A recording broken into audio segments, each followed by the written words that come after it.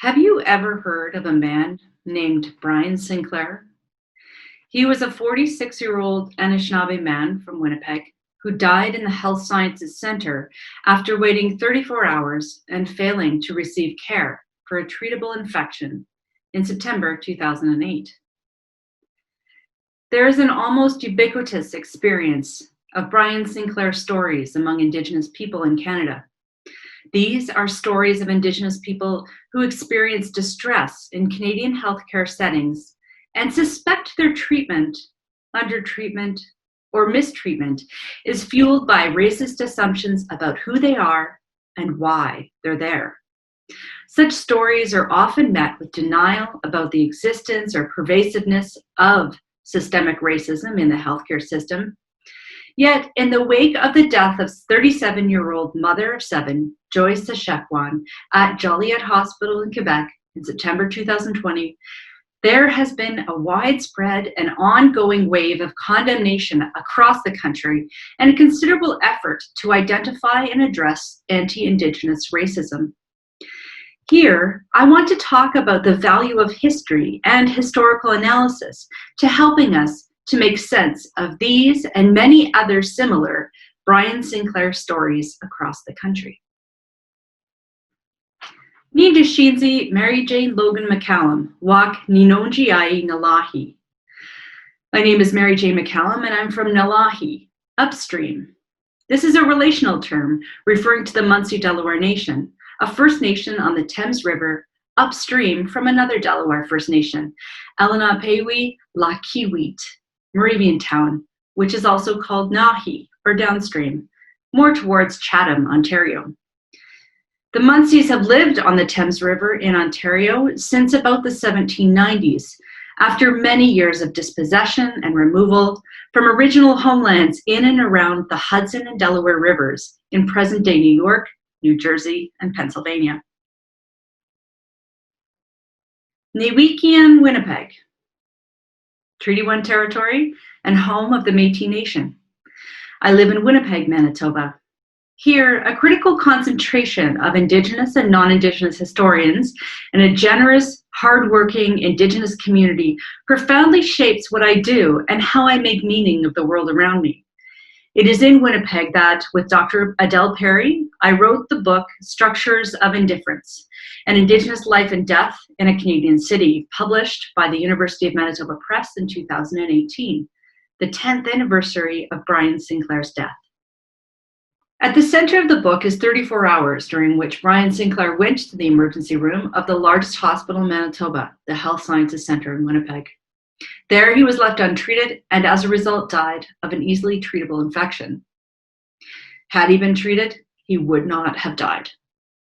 His family and many others, including the Brian Sinclair Working Group, of which I'm a part, argued that he was ignored to death and that racism and history are vitally important to understanding how and why he died. Brian Sinclair arrived at the hospital alert and undertook the correct steps to get himself triaged. He then moved to a corner and was positioned in a way that he was visible to people walking around the ER. Over the course of the next 34 hours, Brian Sinclair was occasionally noticed by and interacted with guards and nurses. However, on each occasion, Brian was not treated as if he belonged in an ER because of the way that he looked. Different members of the public notified security because they thought Sinclair needed help. Staff assumed Brian was, quote, drunk and sleeping it off, or that he was homeless and needed a place to stay. It was only with the insistence of a member of the public that he was, in fact, dead, that a guard finally assessed Brian Sinclair's state of health. By this time, rigor mortis had set, so a precise time of death was not established, but it was estimated that it could have been at least 4 hours before he was found. The cause of Sinclair's death was inflammation and infection, initially of the bladder, which caused his abdominal cavity to be inflamed and his blood pressure to drop. Inadequate blood flow to his vital organs, including his brain, led to a loss of consciousness and hypotensive shock. There was no other cause or contributing factor to his death. If he had been treated, he would not have died. In the hours, days, months, and years that followed, the family of Brian Sinclair have fought hard to keep this undeniable yet unexplainable fact in public view. A criminal investigation, the coroner, and the public inquest, and the media looked very hard to find other explanations to make sense of Brian Sinclair's death. According to the inquest, his death had nothing to do with structural and everyday racism. Rather, it was the result of a coincidental mass collision of multiple errors, mostly surrounding the process of patient registration or triage. To be sure, over the course of the 34 hours Sinclair spent in the ER, over 150 other patients were triaged, treated, or left voluntarily. In addition, Sinclair himself, soft-spoken, hard to understand, and with cognitive challenges, was seen as someone who was also to blame. What was presented in much of the testimony before the inquest and in the final report became a nuanced variation of what Shireen Razik describes as the logic of the vanishing Indian.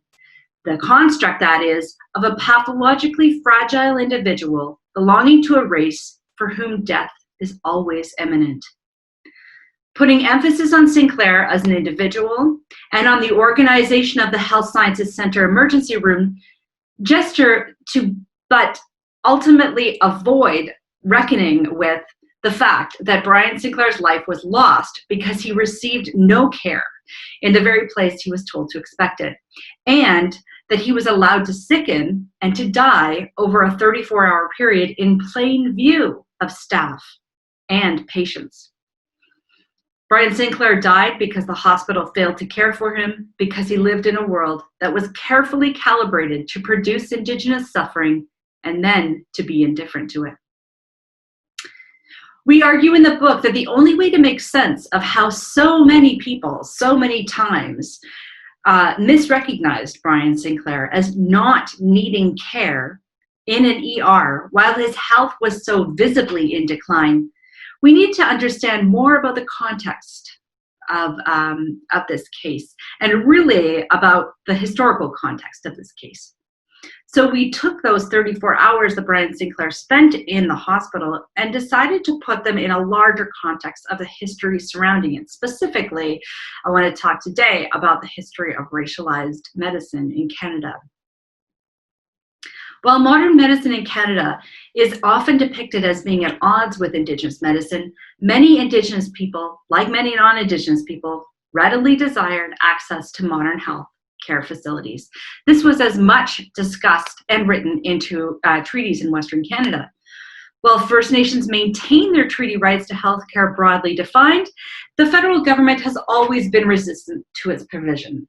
However, the federal government did create the Indian health system, unequal, but singularly focused on Indigenous health.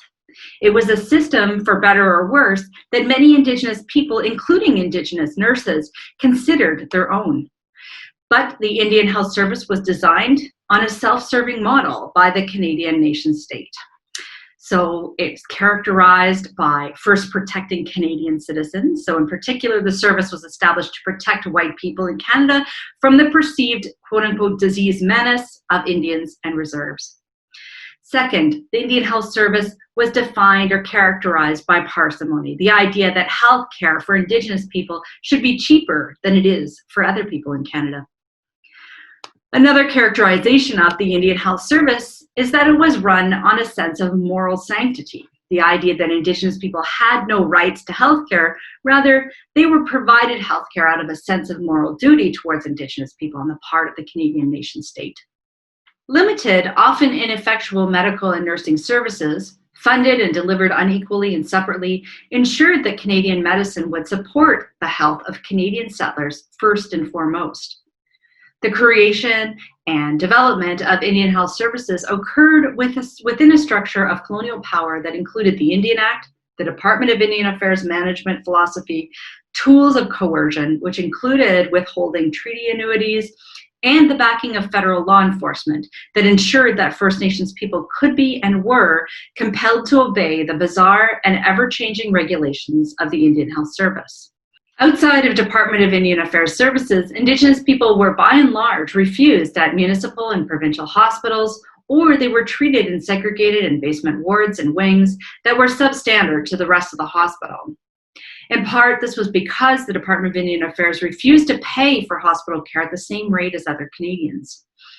Such a view that healthcare for Indigenous people should be cheaper and by extension lesser than that offered to Canadians remained a core principle of Indian health services, even as it moved into an era of developing hospitals and healthcare centers in the 1940s and 1950s.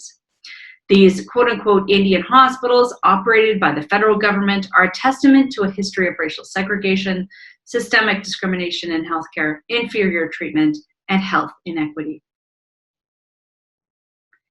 After the Second World War, a separate and growing system of healthcare for non-Indigenous people in Canada also gained momentum, but with much more funding and support.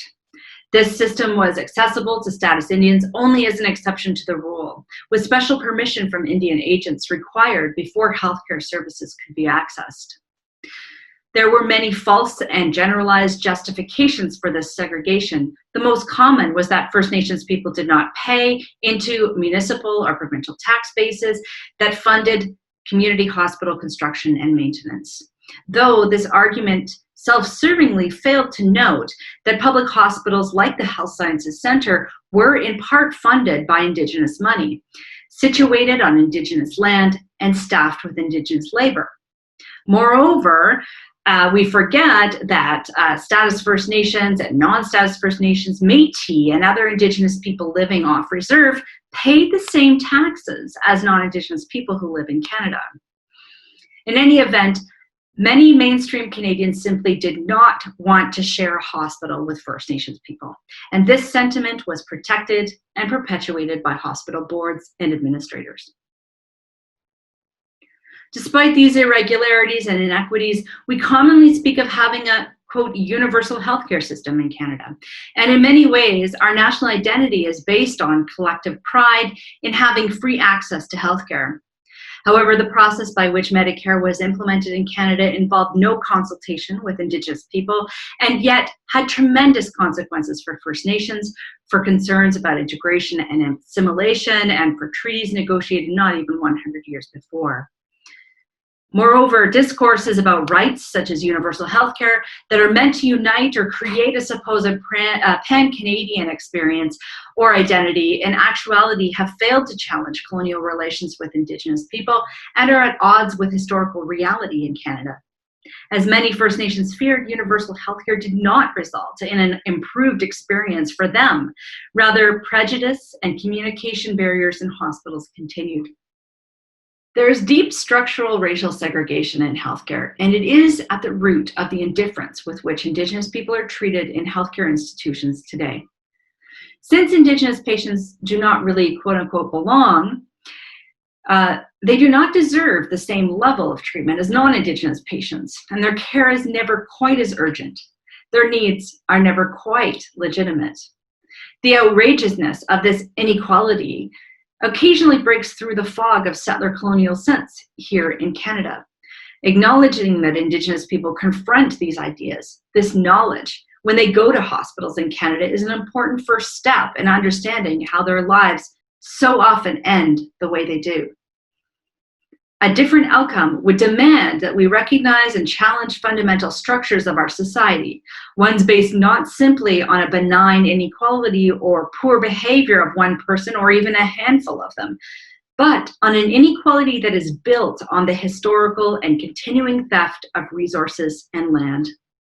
The final insult of colonization are the myths our settler colonial society hold that ill health and early deaths of Indigenous people are their own fault, bearing no relation to the historical context of social, economic, and cultural oppression stemming from colonialism, white supremacy, and racism here at home.